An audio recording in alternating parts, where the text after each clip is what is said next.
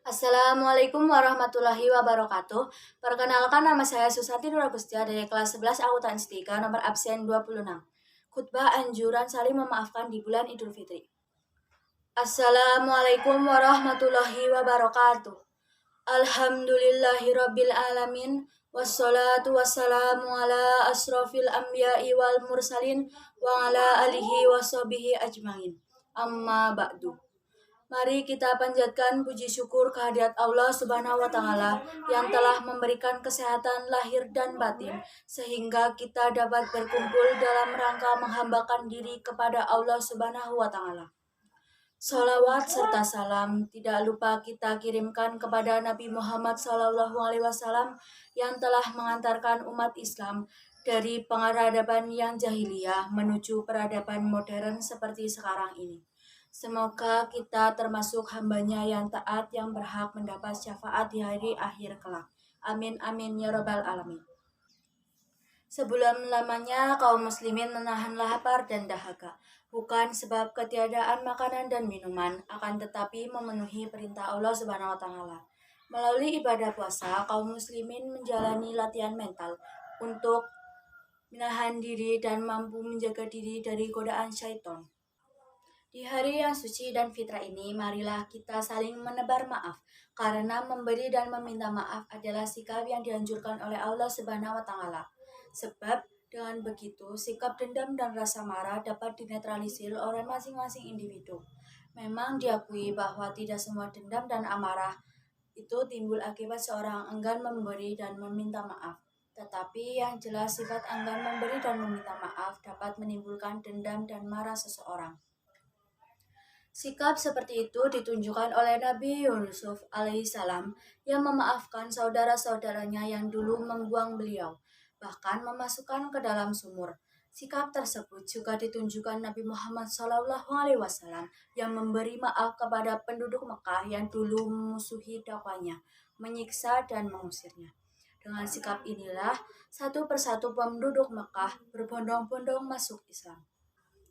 Maaf adalah kata yang terdiri dari 4 huruf, namun memiliki makna yang luar biasa dalam kehidupan. Kata ilmiah yang bisa menghapus dendam, sakit hati, pertengkaran, dan semua hal yang berhubungan dengan hati. Dengan meminta maaf atau memaafkan berarti kita telah menang. Menang di sini dalam arti menang melawan hawa nafsu. Bisa kita bayangkan bagaimana kehidupan ini berjalan baik jika semua orang berada dalam perselisihan, dendam, ataupun amarah yang tak berkesudahan? Tentu sangat tidak nyaman. Sudah saatnya kita berpikir jernih. Hidup ini sangatlah singkat, jadi tidak seharusnya kita mengisirkan dengan dendam dan kebencian pada orang lain. Masih banyak hal-hal positif yang bisa kita lakukan selain memikirkan orang yang sudah menzalimi kita. Sebagian orang mengatakan bahwa meminta maaf atau memaafkan tidak semudah membalikan telapak tangan, karena butuh kesadaran dan keberanian yang tinggi untuk menanggapikannya. Sebagian orang mengatakan bahwa meminta maaf atau memaafkan tidak semudah membalikan telapak tangan, karena butuh kesadaran dan keberanian yang tinggi untuk mengucapkannya. Lalu, bagaimana caranya agar kita bisa dengan mudah memaafkan kesalahan orang lain? Pertama, pikirkan orang-orang yang menzalimi, menghina, melecehkan, bahkan menghancurkan masa depan kita. Kedua, tanamkan dalam hati, aku sudah memaafkanmu karena Allah. Semoga Allah juga mengampuni dosa-dosaku. Yang ketiga, katakan berulang-ulang. Kalau perlu, katakan dengan penuh penghayatan, sehingga akhir dendam dan sakit hati akan menghilang dengan sendirinya. Sudah saatnya kita memahami hakikat kebaikan adalah untuk kebaikan diri kita sendiri, bukan untuk kebaikan orang lain. Serahkan semuanya kepada Allah. Jika memang mereka melakukan kezaliman tersebut, biarkan Allah dan yang membalasnya. Sesungguhnya jika setiap tindakan kejahatan dibalas dengan kejahatan lain, maka hal itu justru akan melahirkan dendam. Menyimpan dendam karena kebencian dan sakit hati.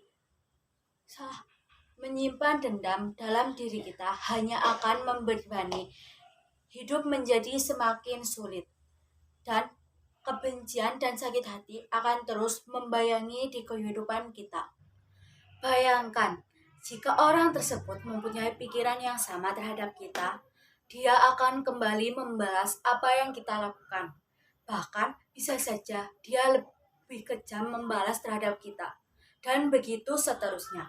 Lalu, apakah hidup kita yang hanya sementara ini akan kita habiskan untuk membalas dendam? Pikirkan dengan kelembutan hati, apakah yang akan terjadi jika kita membalas kejahatan orang lain? Pasti dendam dan sakit hati itu akan berhenti atau bahkan menghilang dengan sendirinya.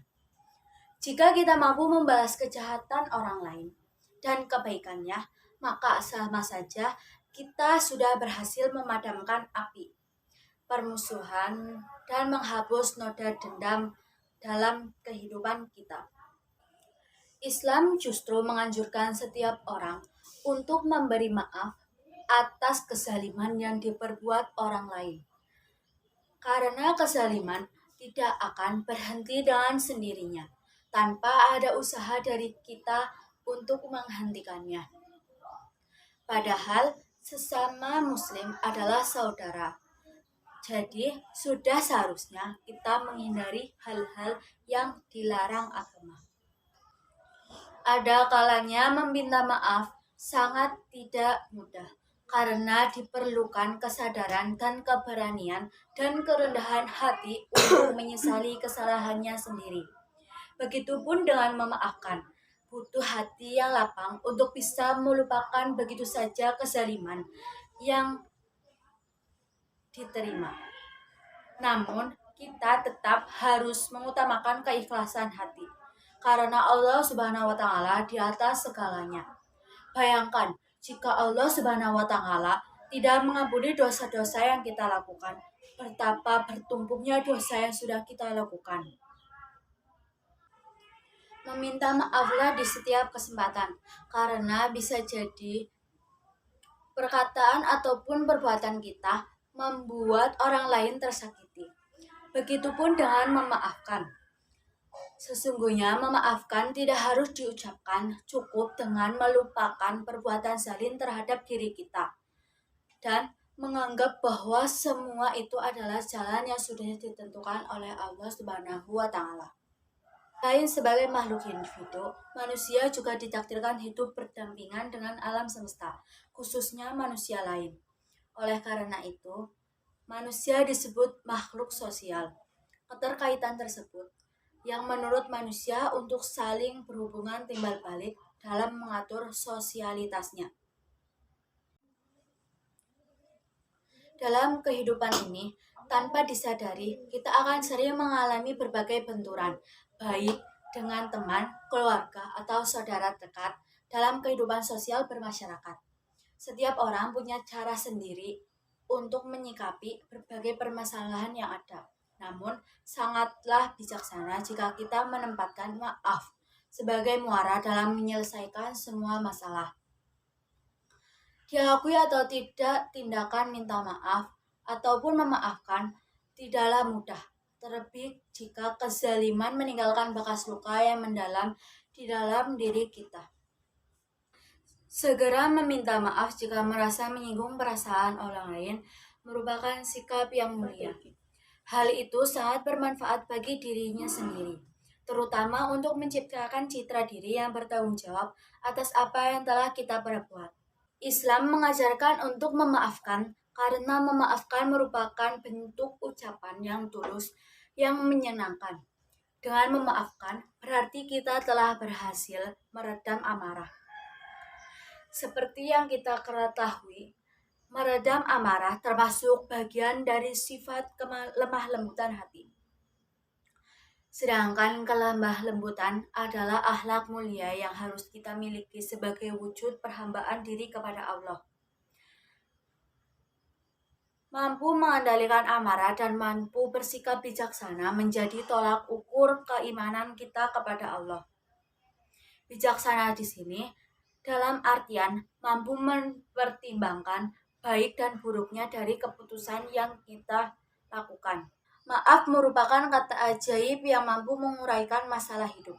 Kata inilah yang menjadi senjata untuk menghapus dendam, sakit hati, dan kesalahpahaman. Maaf dapat menyambung kembali tali silaturahmi yang terputus. Meskipun maaf mudah dituliskan, namun tidak semua diucapkan. Meskipun sulit, namun budaya maaf tetap harus kita lestarikan. Hal itu berguna untuk menjaga tatanan kehidupan sosial bermasyarakat. Bayangkan saja, jika dalam kehidupan ini semua orang bersikap egois, tidak mempedulikan perasaan orang lain. Tentu kehidupan ini akan dipenuhi dengan pertengkaran, kesalahpahaman, dan permasalahan. Jika hal itu dibiarkan, ancaman terbesar adalah kehancuran.